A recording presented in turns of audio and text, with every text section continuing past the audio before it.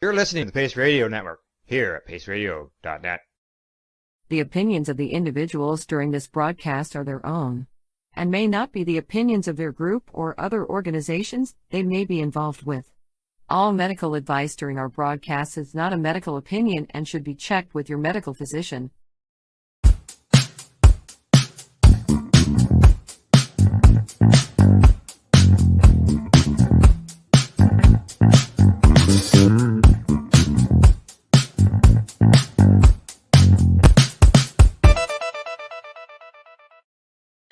Yeah, it is January 24th, 2023, and we are here live from the Pace Radio Network and cbgtv.com. We are bringing you the Mushie Moment here with myself, Reverend Cindy Howell, and my co-host, the Fungalicious, Steve Mather. Good afternoon, Steve. Good afternoon. How is your day going today? Oh, the more I get to say Fungalicious, Steve, the happier I am. Oh. Well, I mean, it's a great name. You showed up in here with it, what was it, yesterday or something, or a couple of days ago, and I mean, I laughed my I have no idea end where off. it came from, but it made me laugh. So It did. It made me smile, so I kind of stuck with it, and I'm really glad that you put the name up there again today. We have a pretty amazing guest coming our way today. we do. And you have your own personal relationship and healing journey with him. I do. You know, he is my my facilitator when I went on my spirit medicine retreats. He is the gentleman that basically held my hand for a few days and got me through it. And the second time was a little scary. So I mean, the first time was scary just because I had no idea what I was going for. And the second time, the spirit medicine decided to kick my ass, and I'm really glad that I had the help there that I had. Because I'm not sure if I would have gone for the second or the third ceremony. Yeah, that is one thing about a lot of the spirit plant medicines is, you know, you go in there for healing, and some people have this illusion that it's fun. And their journeys and their work. I'll say that right now. Absolutely. I mean, like, and I tried to tell people that. I mean, you may see me smiling afterwards and extremely thankful for what I went through, but don't ever doubt that it was hard. Yeah, but fantastic. And, you know, that being said, I mean, the gentleman that we're talking about that's here today, of course, is Garyth Moxey. A lot of you may remember me bringing up his name quite a few times as I went through this. But Garyth Moxey of Inner Realm Center is with us today, and I'm really excited. I know you are too. Me too. Yeah, I know you are. So let's bring him in. Let's do that. Hey, Garyth. Hi, guys. Good. Nice to see you. Thanks for having me. We couldn't have the show without having you on as soon as we possibly could. Yeah, thank you.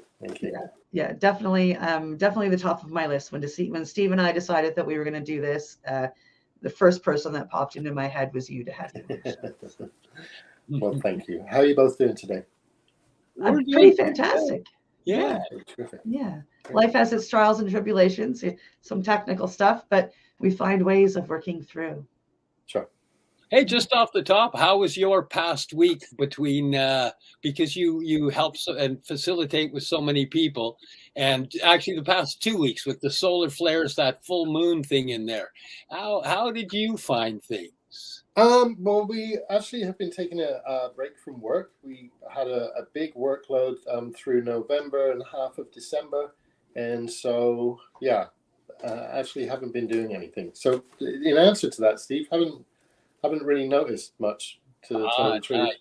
Nice. Yeah. Nice. Yeah, I found a lot of people in my circle ended up doing a lot of struggling through. Oh, okay. Yeah. Yeah, it was a hard couple of weeks.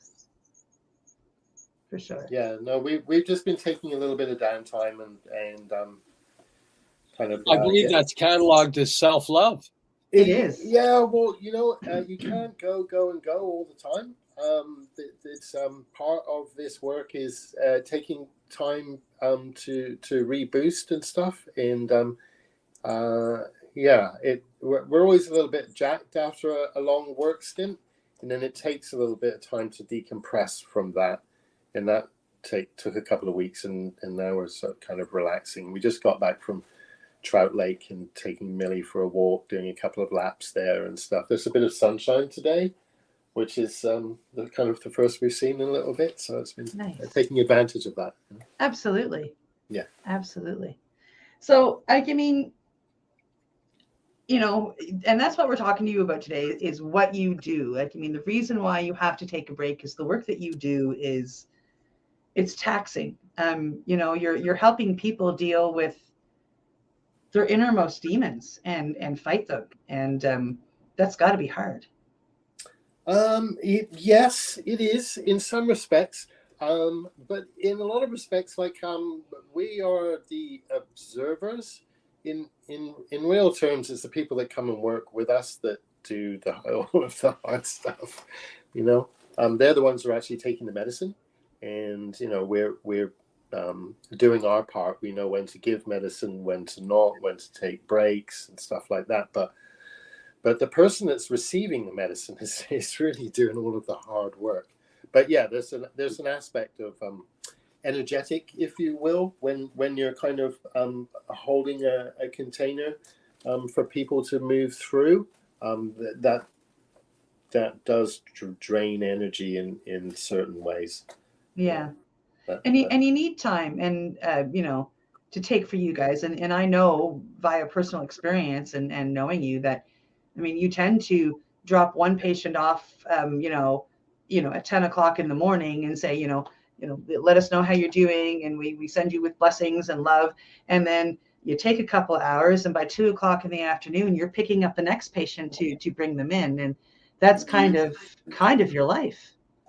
Sure. But yeah, we go through spurts like that, and you know, we have times to work, and so we tend to throw ourselves in head first, and then work in a kind of a block. And the last block was quite a long one. Hence, that's why we're taking a break now and catching up and stuff. But it can be a little bit like that. But we do make sure that we take our downtime because, like as I was just saying, it's really important, you know, to regenerate and stuff. And Yeah. So you are you're formally educated in psychedelic medicine. Yes, I have done a few courses, and I'm actually a part of another course at the moment. I did a fundamentals of psychedelics, I think back in 2015 or 2016, which was 180 hours here on the Gulf Islands. And then in 2001, I started the synthesis program, which is a year-long psychedelic practitioner program. And because of COVID, things got a little messed up. We were to go to Holland for a 10-day immersion, and we couldn't do that in that first year. And so it was a year online, and then we had a bit of a break. And then last August, we went for a 10-day immersion at a place outside of Amsterdam. Wow. Yeah, which was an amazing retreat, actually. It's been a retreat center for a long time. It was intentionally built by Osho and the Sannyasins. Nice. You might have seen a Netflix program about Oregon and the farm, and it was, you know, I have friends that were sannyasins or are sannyasins, you know, and so there was a lot of controversy around that whole thing and his but 70 Rolls Royces and all of that all stuff. of the words that he spoke a lot of beautiful words. He did, yeah. So yeah, and the people that I have met that have come from, that were at the farm in Oregon and stuff like that, they're beautiful people. So I think they had a good idea. It just got a little bit corrupted at the top, which is how these things often seems go. to be how things go. Yeah. But it was a beautiful retreat center where we had that, and there was 60 cohort that were a part of the program from all over the world, and some people couldn't come for various reasons, and I think there was 52 that actually arrived, and so then we did 10 days of mushroom ceremonies and witnessing ceremonies and silent witnessing and stuff like that. It was in watching faculty work in big groups and stuff, and that was all new to me. Like, I don't have a rich history of ceremonial, ayahuasca or anything like that, which many people do that are in the plant medicine world. They have a lot of that, and a lot of people that did that course also come from the ceremonial world, but I don't, so it was very interesting for me to go and do that and see the type of healing that can happen in communitas when you're doing that group thing together. You know, and we were doing some deep dives as well. In Holland, psilocybin mushrooms are illegal, but psilocybin containing truffles are not. So, loopholes and things like that. Yeah. So that's so we went and worked with truffles that had been infused with Mexicana mushrooms, and I'm not too sure what the ratios were, so it's difficult to tell exactly what that would have been in grams in mushrooms. But we all started at 15 grams, I believe, with our kind of like lemon tech tea that we prepared. And then on the last day, we could go up to 40. And I don't know what, I went to 35, and that was good enough for me. That's good enough. That's a lot. Didn't go the extra 5. Yeah, I know. I just thought I was being cautionary. Well, I got my ass served to me with 15. and it's amazing. 3 days You went out. later, I was like, Wow. So wow. so I actually looked at the course, but it's right now it's full for the next year, and I put my name on the list to look at the course for the future for myself. Oh, okay. Yeah. So it was a tremendous course, a lot of insights on that. And now I've enrolled in another one. After that course, I was like, well, I could be a professional student now. Because it was twice a week online, and then we would Zoom, and I'd see all my cohort, and then we would be in contact, and on the platform there was a lot of communication and stuff. So it was great being immersed in that. And I was one of the few middle-aged white men that they let in, because unfortunately middle-aged white men are dominating the psychedelic scene. So it was more open to BIPOC, which was good. And so it was a really good course, and I really enjoyed it. But now I've started another one with Tandava Retreats in Tepoztlan, and it's a 5-MeO DMT training, which is a year online. And then we go to Tepoztlan for a 21-day immersion. Wow. So I'm super excited about that. And we've had a few classes in the course so far, and so I'm really enjoying being a student still. Oh, that's phenomenal. Yeah. So formal education is kind of that, Well, that's really exciting. So my questions go from that to kind of the beginning, and I know that we have talked about this personally, but just for the sake of everybody that's going to be watching this, either live or on a replay, what brought you to working with psychedelics? Like, what was the fire that lit under you to bring you to this beautiful career?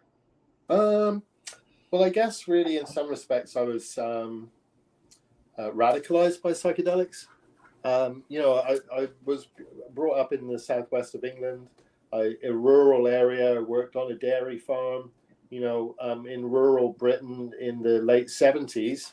If you were coming to leave school, we had a couple of options. You either carried on working on the dairy farm, or you went to college for not too sure what, or you went into the military. And so I was kind of destined to become a farm manager, a dairy farm manager, and I think I was supposed to go off to Kingston Moorwood Agricultural College or something like that. But I took a bunch of mushrooms with a friend of mine, and and all of that kind of got blown out of the water. I knew that wasn't really the path for me, and then we lived just down the road from Stonehenge, and during the 70s and the early 80s, there was a free festival that happened there. And in Britain, the police don't carry guns, which makes it a much more level playing field. And so we would have these festivals. Back then, there was a phenomenon known as the Peace Convoy, which was a bunch of people, which really came from, this is back in the Thatcher years of mass unemployment. So a lot of people went out from the inner cities and decided to go on the road, moving into buses and stuff. In many respects, it was kind of a phenomena like deadheads that you'd get in the States, all these people living in buses and stuff, and dreadlocks, and following the dead around and having parking lot festivals. We had the same thing. Is we weren't following a band. We would just go around the country and squat land, like Crown Land, which they couldn't criminally throw people off because of traveller rights and things like that. And so then would have a festival. And the hardcore group of that lived in buses and trucks. And, I kind of got hitched up with the psychedelic circus, if you will. Before that, though, drugs, I fell into the world of drugs in my later teens. I became an IV drug user. And so I went down into the depths of IV drug use, not opiates, but stimulants. The first thing I ever shot was heroin. And I thought, wow, that was just fucking amazing. I better never do that again. And I rationalized it by just shooting speed because, it wasn't anywhere near as harmful. And in some ways, that's a product of the drug laws. I started smoking pot at first, and like, what's all this stuff about pot? There's nothing wrong with pot. And then took acid and stuff and psychedelics, and then kind of just got into harder drugs. Of course, I always knew to stay away from heroin, but I have ADHD, so as soon as I started, sorry. They say that pot is the gateway, but really, it's the categorization of it. It's the exit. It's the exit drug. Because when people smoke it and they go, "Well, I've been lied to," yeah, and then they, then it's, what else have I been lied to about? Well, exactly. Yeah. So and when you're young, you fucking know everything. So and you're invincible. And I have ADHD as well. So as soon as I tried amphetamines, there was a connection there, focus and stuff like that. So I fell into heavy amphetamine use for a couple of years, and I kind of got out of that by joining the convoy. I went on the road, in 1985, winter of 84, 85, and carried on doing that until the end of 89, the very beginning of 90, and I left the country. So my drug, as I left Britain, I was away from psychedelics, and we used to party quite hard on the road. We used to drink a lot and take psychedelics at the same time. It's a bit of a, but there was quite a lot of alcohol in that culture, traveler culture and stuff. And so alcohol had been a problem. And then I stopped doing alcohol and got into opiates. And so because my alcohol was kind of getting out of hand. No, and that's the real gateway drug, is alcohol into other drugs. Oh, totally. It was for me too. For me, I joined the army, and the army introduced me at the age of 17. It was part of the culture. When you're joined the army, you were taught two things: how to swear and how to drink.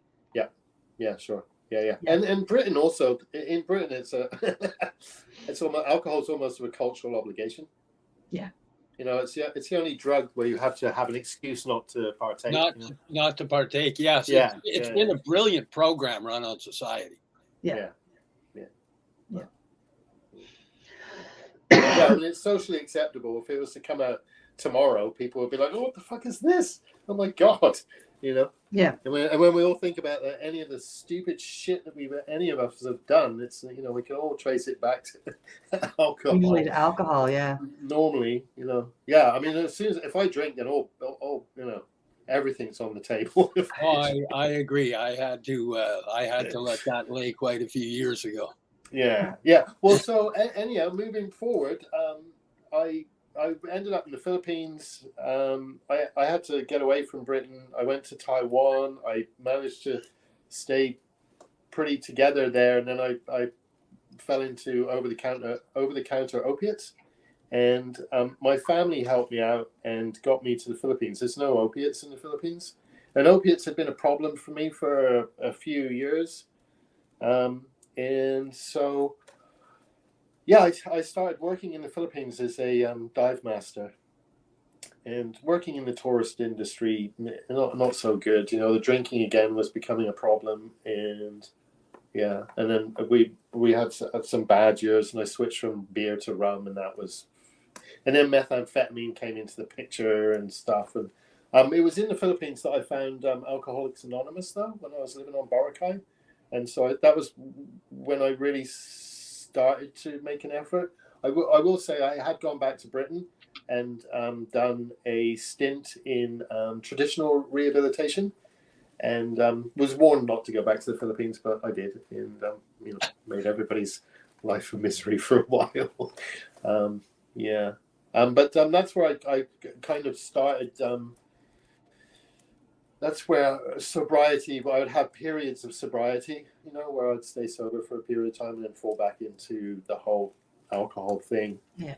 Moving forward, I met the girl that got me going to Alcoholics Anonymous. I ended up going back to the States with her old girlfriend, Nancy.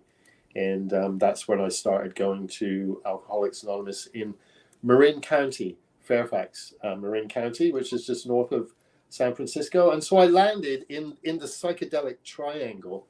You know, West Marin there's a lot of psychedelic history out there, and so some LSD passed in front of me, and I knew about the work that had been done in Saskatchewan and Weyburn in the 50s, taking LSD around alcoholism. Mm-hmm. And so as this LSD passed in front of me, I grabbed some.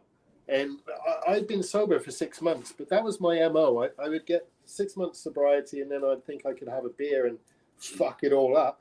And then I'd be drunk for another 6 months and throw everything out the window, everything I'd managed to achieve in sobriety. So I was very caught up in this cyclical pattern, which is very common for people struggling with alcohol. And I took the LSD, and within about 4 hours, I knew that my relationship with alcohol was over. It really is simple as that, you know. Yeah. And it's not like could I say that I was cured by LSD? Not really. I took the LSD when I was the most open to receive what it had to show me at that time. So in many respects, I was on my knees, kind of thing, because I was about to relapse. You know, I could feel it coming, and every relapse was worse than the last. And so I took the LSD, and it helped. I will say that I learned in Alcoholics Anonymous that I had ADHD, and I didn't know that until then. And so when I looked into it, and so then what would happen always is I would get sober, I would stop smoking pot, and my symptoms of ADHD also would compile, and then eventually I'd go drink. I'd go, fuck it, you know. Yeah. And so so I used pot instead of methylphenidate or Adderall, and I never think about drinking or whatsoever. So cannabis has also been a part of my sobriety. Absolutely. So it hasn't been, you know. It's an amazing tool. It's a part of my sobriety as well. Yeah. And for many people, you know, like I say, it's the exit drug, right? So. Yeah, I call it my gateway medication, because you know I found cannabis, which got me off of the opiates, and but it also led me to psilocybin, and psilocybin led me to being invited to watch a documentary that was supposedly going to be all about psilocybin, and it wasn't. It was about iboga, and iboga led me to, of course, this all eventually led me to both of you. Right. But it led me to doing the iboga, and then being introduced to the 5-MeO, you know, and then also educated about Cambo, which led me to being educated about cacao, and so now I've got a plan moving forward of different medicines that I'm just so excited to try. And if it wasn't for cannabis, I never would have found all of these medications. So for me, it is a gateway, but it's a gateway medication to other medications that all work together and are helping me stay sober and heal, you know, the injury of CPTSD. Yeah. Yeah, well, with our peace convoy thing, there was always like in Britain, there's always been a link with India, because it was part of the empire and everything like that. So it's always been a rite of passage, if you will, for the British hippie to go on a 6-month travel around India and Nepal and stuff like that. And so it's always been, it's always been viewed by me as a spiritual healing. It's on my bucket list. And there, you've got the sadhus and the holy men. They don't have any possessions apart from their begging bowl and their chillum, and and the staff, and then they go around.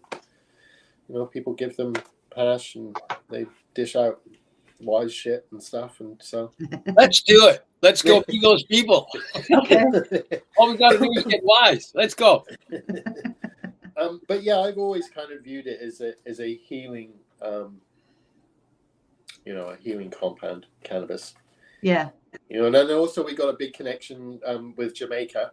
A lot of West Indians in Britain, so we've always had a big Rastafarian contingent in Britain, and reggae. It's been because Britain's a bit of a melting pot. We've always had that kind of. Pot's always kind of been in the background, So, yeah. It's interesting, Britain. Britain will be the last place that weed will be legalized. I think. They're kind of stuck in some weird conservative. I don't know. Every ways, time it gets close down in the United States, it falls short. So yeah, I don't know. I think they're in a race to be last. Yeah, maybe. So I was just gonna say, after that LSD experience, I was like, well, fuck. Clearly, all alcoholics need to be taking LSD. And so I wasn't about to start giving LSD to alcoholics, which I have done since. But, that's when I got on the internet and then found out about iboga and ibogaine. Well, I already knew about ibogaine, but I didn't know about the addiction-breaking qualities of ibogaine. I've known about iboga since I got Plants of the Gods when I was 16. But then when I found out about its addiction-breaking qualities, I was like, well, I'm going to Canada and I'm going to open a ibogaine facility, and that was a long time ago. But the whole plan got put on the back burner because I met my ex-wife at a Burning Man party in San Francisco, and then asked her to come with me to Canada, and everything. It took a lot longer to get out of the States and to get up here. So. But you eventually got up here, and you eventually did make your dream happen. Yeah. And that was an odd thing as well. I had an opiate relapse, and then planned to take iboga when I was in Britain, and so kind of organized that. I was going back for a family wedding. I had an opiate relapse just before, a couple of weeks before. And due to a bad back, started with some T3s. Boom! Before you know it, I had a habit again. Yeah. It took fucking days. And if I hadn't have taken iboga when I went back to Britain, I'm pretty sure I'd have come back and gone on methadone. So that's how quickly that kind of shit can happen with people. Oh, it can get you. It can get you in a snap of a finger. I mean, like, yeah. Especially if it's something that it has been an active addiction for you in the past. It's so easy. It's like it's the wiring's just sitting there waiting to go. Zzz, and be reconnected. Yeah. And I explain that to my clients, like.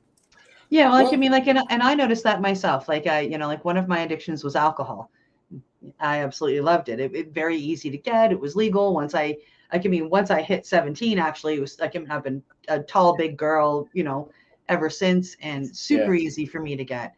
Yeah. And our cannabis stores, our legal cannabis stores here in Nova Scotia are in the backs of liquor stores. And me being a fool thinking, I can go to the cannabis store. Well, I tried for probably about 4 months in a row, and I realized that I had to stop because, man, I was getting bitchy about it, like really. Yeah. And it's like, oh, that's me wanting to drink, and that's not a good thing. Yeah. So I had to stop. Chicken triggers. Yeah. Yeah. Well, we're more exposed to triggers, when we're, put in stressful situations and stuff like that, if we're down, depressed. That's why self-care is so important. Absolutely. To be taking care of ourselves, to not put ourselves in those kind of positions. It is break time. It is time to medicate. So Steve and I will be right back with our guest, Garyth, here on the Mushie Moment on paceradio.net and cbgtv.com. You're listening to the Pace Radio Network here at paceradio.net. In February of 2022, the Victoria Cannabis Buyers Club and Ted Smith were fined $6.5 million. This for helping 8,500 patients with access to medical cannabis. In our interview with Ted, he spoke to us about how people can donate to help in an upcoming court challenge. And here is part of that interview. From what I've seen lately, I believe that you've got something that you're trying to do as far as fundraising to deal with this next court challenge. For now, people can write checks directly to Jack Lloyd Law Corporation or send e-transfers to savethevcbc@gmail.com. I guess those are the two easiest ways for people to help right now. What do you find at paceradio.net? People advocating cannabis education. Enjoy the buzz of legalization with Campbellford Lifestyle Shop. From lights to plant nutrients, books, consumption accessories, and more, we've got all your basics to grow or consume cannabis. Visit our info center or take a look at our piercing services and body jewelry, now available in-store through Campbellford Lifestyle Shop, 17 Bridge Street West, Campbellford.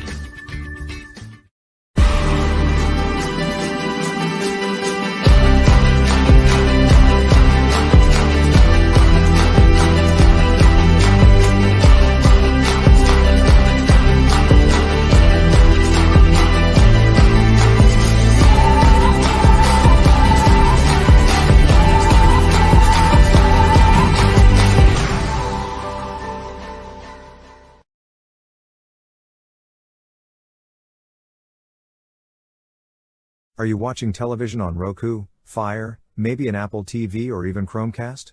If you are, then download the Boxcast app and search for CBG TV.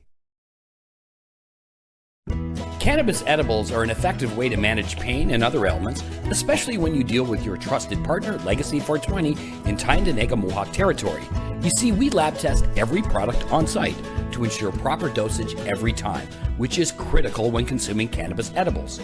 All Legacy 420 edibles are made by our classically trained baker and chocolatier, and we also have super tasty vegan options. Our baker has been in the industry for 25 years. She's also a chocolatier. Everything from savory to sweet, your chocolate bars, brownies, butter tarts, you name it, we make it. Talk to our knowledgeable Cannatex about our incredible variety available. Give your trusted partners a call. Legacy 420 out on your road.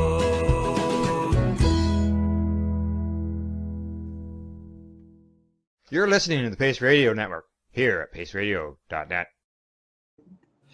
Welcome back to the Mushie Moment. Oh, that was a great medication break. I don't know about you guys, but we are here, and obviously, well, I got you both giggling with that one. And we're going to head right into the second half of Mushie Moment and chat more with our guest here, Garyth. And Garyth, I really want to talk about the work that you do. I mean, like I have been honored to be able to come and have my retreat and my ceremonies with you. So, but I was even though I needed it, I was a fairly easy case. Like, I mean, I was not an active addiction. And I know that a lot of your clientele is when they first come to you. Yeah. And they require a much different type of retreat than I had. Yeah, treatment. Yeah. Well, things are different now. When I first got into this game, I'm going into my 11th year now of working with Ibogaine, and things are quite different. Now we have a fucking fentanyl crisis going on. You know, thank you, drug war. Like if we'd had heroin dispensaries or heroin clubs where people could go and get clean heroin 10 years ago, we wouldn't be in this fucking mess. Seriously, we wouldn't. We wouldn't. A lot of people that they didn't want to start using fentanyl, but that's all that was available. I know old people that have been using heroin for years, and they still had a source, and there was one crew that was still running something from Burnaby, and if you really knew where to get, you could still get some heroin. You can't anymore. It's a fucking free for all out there, and so anybody that says that drugs shouldn't be regulated, they're just supporting death and cartels, because that's what's going on. Like the shit is going on out there. Do you know what I mean? So, no, I'm a purveyor of safe supply. I don't really like what the government's doing right now, where they're pushing the funding to safe supply, but they're pulling it from recovery to kind of make that happen. And it's like, no, for every dollar going to safe supply, you got to put $1 into recovery funding. Right. Yeah. And they're just not, No. And again, we're going back to stigma and stuff like that. We had COVID and they shut the whole place down. Do you know what I mean? And I think we lost more people due to overdoses than we did. 30% higher overdoses, 30% higher suicides. Yes, it's been brutal. We're losing like six people a day in the province or something at the moment now. It's just getting worse and worse every month. So that's made our situation a lot different. Yeah. And also how we work with people, because now somebody that had a $50 a day drug habit, or even $100 a day drug habit, years ago, we would stabilize them, and it would be maybe 300-400 milligrams of morphine. Now it's like 1,500. I spoke to a guy not so long ago that's on 3,000 milligrams of morphine. Like 200 is what they like to give you maximum if your body has been smashed to pieces in a car accident. So 3,000, that's pretty crazy. But if everything you've been doing is car fentanyl and you're then that's what you need, and they're just trying to keep people alive, So and the car fentanyl, of course, drug war. They send 5 grams through the mail, mix it with a bunch of buff, and now you got your kilo of dope. Yeah. Crazy. So, but fortunately, due to the safe supply, we can send people down to the RAT clinic, the Rapid Access Addiction Clinic, and get them on Dilaudid and morphine. But for some people, that's a real jump down. That's a lot to jump down onto, because of the ferociousness of the narcotic. These fentanyl analogs. Yeah. One of my daughters actually tried, and it wasn't enough for her. She's right. Out it. And I fully understand that. So it's also meant that we can't treat some people, because now the benzos are up in the mix as well. So it's become a very difficult procedure, unless it's medically supported, and even then. A lot of places aren't doing it the way we do it, which is slowly. What we do is we stabilize people on morphine. Then I use a certain amount of Ibogaine in the day. I start very small. It's just a pinky shake, not even a handshake. But every time I drop Ibogaine into somebody, their receptors are healed to a certain degree. So what happens with us and the way we work, it's actually much safer, because you're not dumping a large amount of Ibogaine into somebody and trying to knock all of that opiate out in one go, which quite frankly is, you have to use so much Ibogaine to do one flood dose, and the higher doses, there's more risks involved. So the way we do it is a much slower way, but also what we do is we apply Ibogaine instead of an opiate dose in the morning. And then the receptors are are healed to a certain amount. So that 4 hours that they're on Ibogaine would normally be an opiate dose. And that happens every morning. And every day that I do that, they need less opiates. So it's like rapid tolerance in reverse. But at the same time, Ibogaine is filling up in the body. And so we don't do a flood dose. What we do is called saturation. So we saturate somebody with Ibogaine over a period of time, normally over 2 weeks. Can be longer. We just worked with somebody from the States who he needed 1,500 milligrams of morphine to be stabilized, and he'd been using that black tar, which is full of fentanyl, and so and he'd been doing it for years, and so his receptor sites were quite damaged, and it took a lot of work to unfuck him, if you will, and repair those receptor sites.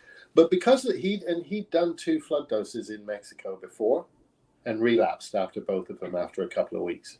Yeah. He had started getting pause, post-acute withdrawal syndrome, he had a few cravings in the head, and boom, So it was money wasted. And he came and worked with us, and we saturated him, and he's rocking it now. Nice. He's about 6 weeks into his 6 weeks since his last opiate or something like that.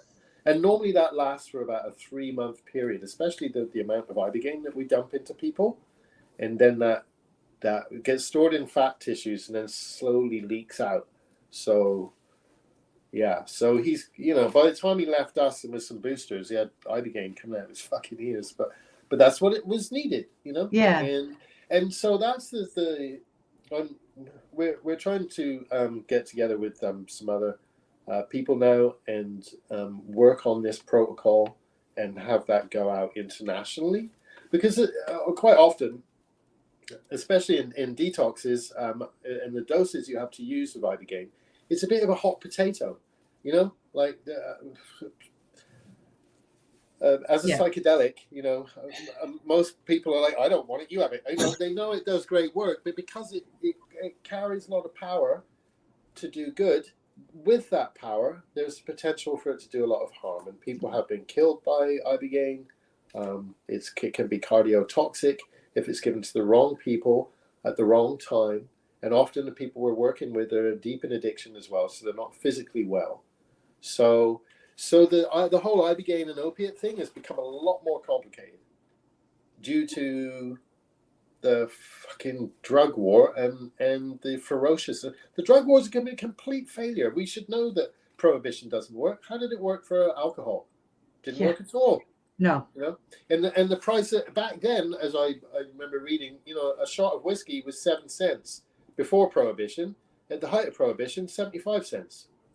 And it's the same thing with the drugs. Same. They try to prohibit alcohol in places like India, and then villages mash up a brew, and everybody dies. Yeah, that's prohibition. Yeah, you can't stop human behavior. No. No.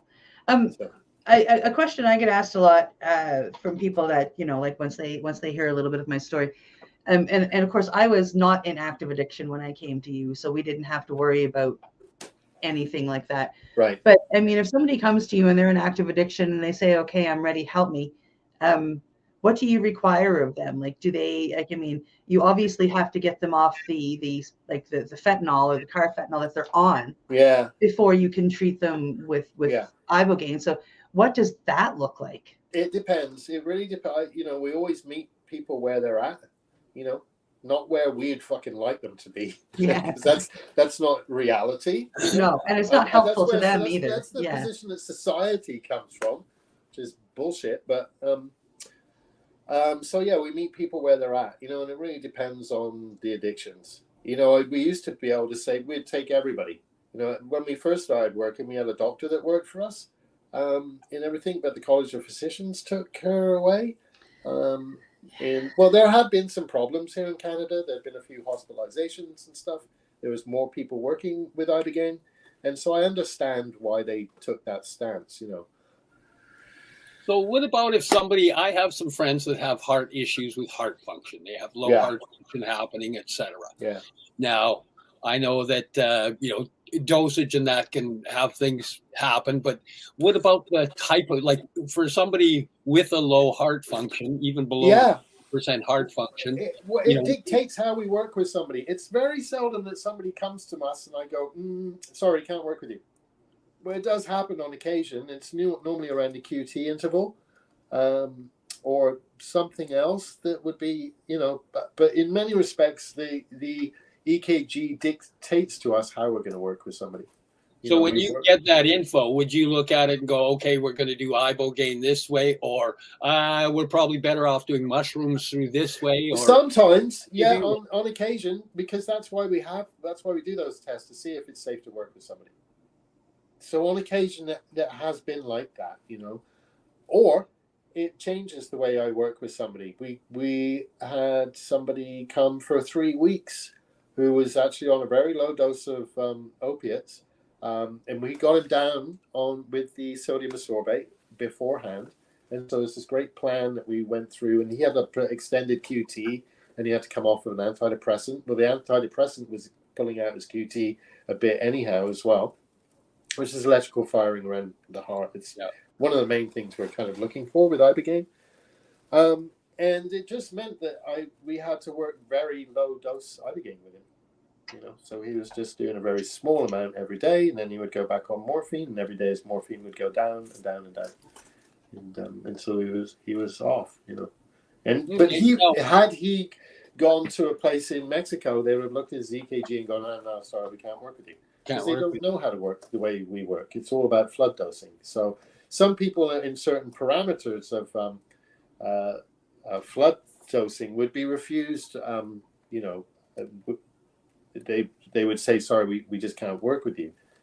Whereas, and then I learned how to do this through basically my ibogaine mentor is a woman called Claire Wilkins, and she kind of took me under her wing a long time ago. And I was still doing everything, how things were done traditionally with ibogaine, and that's how most of the clinics operate. And then as soon as I came in contact with her, she's like, oh, no, because I had people that I was looking at their EKG and going, I can't work with this person. She goes, of course you can. It's just about how you work with this person. And so, we can work with with people that other people would go, no. We detoxed a 73-year-old lady off of 20 years of morphine. Wow. Again, that was a low and slow as well because of her age, But okay, and how much work? What would you say is your percentage between working with people through addictions and working with people through trauma? Well, most of the people that have addiction, that's just a manifestation of their trauma anyhow. Yeah. So they're all, and most people, if they're coming to ibogaine, they're not whistling Dixie anyhow. It's not. It's So in our forte really is opiates. We don't do a whole lot of psychospiritual stuff. Patrick is away now. He's down, but Cindy had Patrick come and work with us the first time. He's away at the moment. I do have somebody else now that's going to be working with us, so we might be doing a little bit more psycho-spiritual stuff. But for the most part, our forte has been opiate detoxes. Okay. So, that's our kind of specialty. It's funny. We have different friends working, in ibogaine in different places, and clients tend to end up with who they're supposed to be working with. There's something, I've got a friend that does more stuff like stimulants and Parkinson's and things like that. So, and that's their specialty, whereas ours is opiates. So, and we find that the way that we work with opiates as well, it can be hard because it's long. People are taking ibogaine for like 2 weeks. Yeah. And every day that they take it, they go through a period of introspection, and it's quite a lot of heavy introspection in the beginning. But stuff will arise. And we do work, in the morning and in the afternoon. We're more often than not out in the forest or something, to integrate, what has, come up, or processing the morning's Speaking of material. integration. Yeah. Speaking of integration. Yes. What is your view on the importance and how one should go about doing it? Well, integration is a big hot topic, and I'm right in the middle of a book of integration at the moment. And so with Ibogaine, it's almost like you've got a built-in integration therapist that comes along for the ride or something. And that's just the nature of Iboga and Ibogaine. There's a sense of dealing, interfacing with plant intelligence, and that comes afterwards, And so, the integration phase of anything is really important, and in many respects, more important than the session itself. It's what you do with the material that rises. That's often what I found with my own. I did in the jungles of Mexico, and I've spent the last year and a bit still processing. Yeah, still integrating. So I know. So it's a hot topic and a massive process, and different ways of doing that. And it's a very personal thing as well. If you get a lot of information and you just ignore the information, then what's the fucking point in doing the work? It's not work. It's like looking at, it's having a high experience or whatever, and that's more recreational. I'm not saying there's anything wrong with that at all. Psychedelics can be used in a lot of different ways. If you get together with some friends and you all have a good time and laugh and stuff, that could be viewed as recreational, but it can also be viewed as spiritually uplifting. And like a lot of when people are going to raves and things like that, that's communitas, that's mass healing when people are all together like that. So the whole psychedelic thing, and of course as you go deeper and your intentions behind something might produce a lot of different material, and that's where maybe your integration might be more important. In the healing end, my first 30 years, it was just fun and having good time. Yeah, but sure, but then some stuff comes out of that. I remember going to Stonehenge, and this is before I was actually hooked up with all of those people, and spending time there, and then coming away and going, wow, shooting drugs is really fucking stupid. Why the fuck were you doing that? And that's after going to Stonehenge and taking a bunch of LSD for a week or something, And so through that process, that was part of the integration and learning experiences. That was like, you've got to stop doing that. That's bullshit. Why are you doing that to yourself? I didn't get that information in a NA meeting. No. Got it from LSD. Yeah. So the integration process can take a long time from certain experiences. For me, with Cindy, with Cindy, a lot of times we'll be chatting on the phone, and we'll get onto a conversation, and through that conversation, I'll find me integrating data that I brought back from Mexico that hadn't found its place for to come out yet. Right. Yeah. And then he's trying to give me a piece of advice, and all of a sudden realizes that he's actually talking to himself. Way more than it should be. Funny how that is. Yeah. But it works both ways. He listens to himself, but it it also works for a lot of the stuff that I have had to deal with, and it gets me thinking. So after our mushroom ceremonies in Holland, the next day we would sit in circle and pass the stick and talk about what came up for us, and that's really the beginning of that integration process. Yeah. It was really. Yeah. And that's why you take us all out for walks when we come back from our Iboga trip and have lovely chats with us, is to get us talking about it and integrating. Yeah. Yeah. And more stuff comes to us in the forest than it does when we're sitting in front of the TV or something like that. When we're out in nature, we are when nature. we're in nature, we remember that we are nature. Yeah, exactly. Yeah, we go nature bathing. Yeah. No, I know some people. I say to people, they think that I'm getting them out for walks and stuff because it's exercise when they're coming off of opiates, which it is. I mean, that's important, but really, I'm getting them out so they're in the fucking forest. Yeah.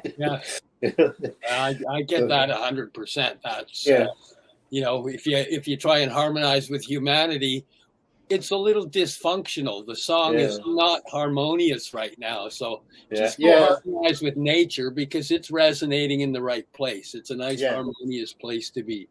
Yeah. I received a toy for Christmas that makes harmonizing with nature just absolutely amazing. I've got a little speaker that you can hook up to plants and and listen to them, and it's pretty spectacular. That's so cool. She's bringing it with her when she comes out. We're gonna do some recording. We are.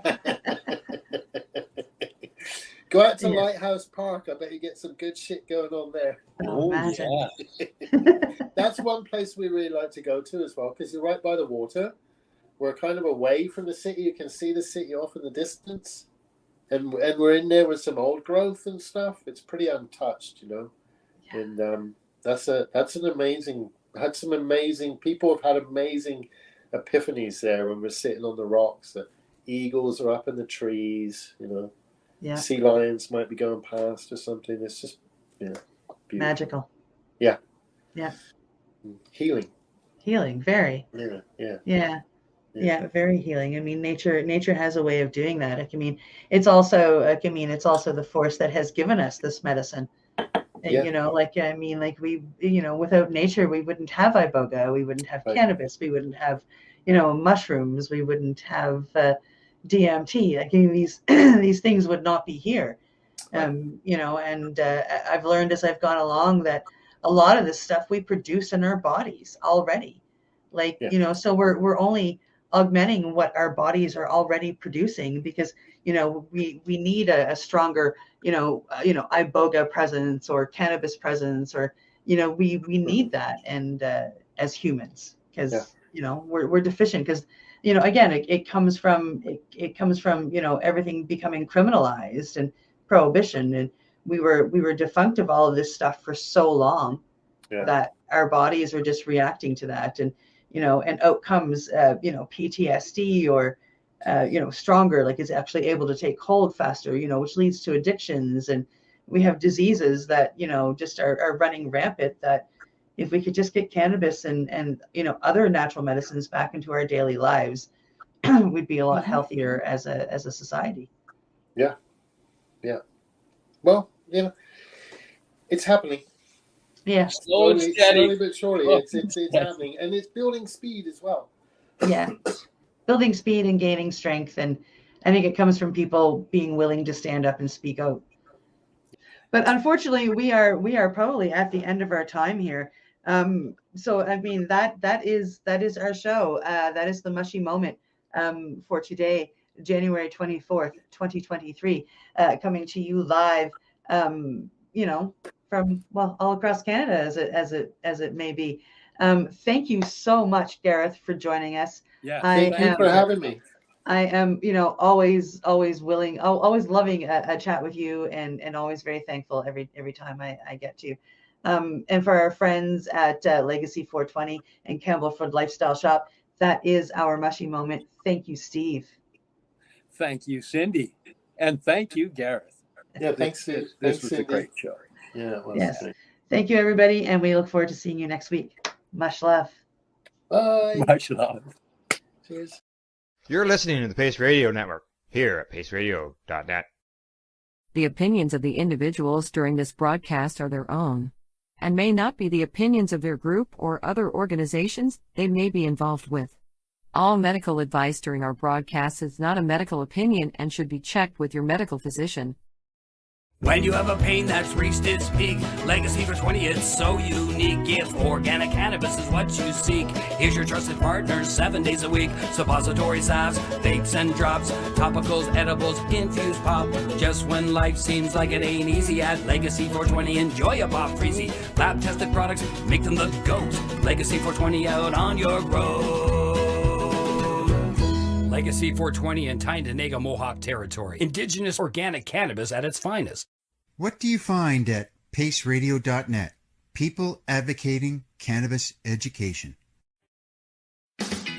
Enjoy the buzz of legalization with Campbellford Lifestyle Shop. From lights to plant nutrients, books, consumption accessories, and more, we've got all your basics to grow or consume cannabis. Visit our info center or take a look at our piercing services and body jewelry, now available in-store through Campbellford Lifestyle Shop, 17 Bridge Street West, Campbellford.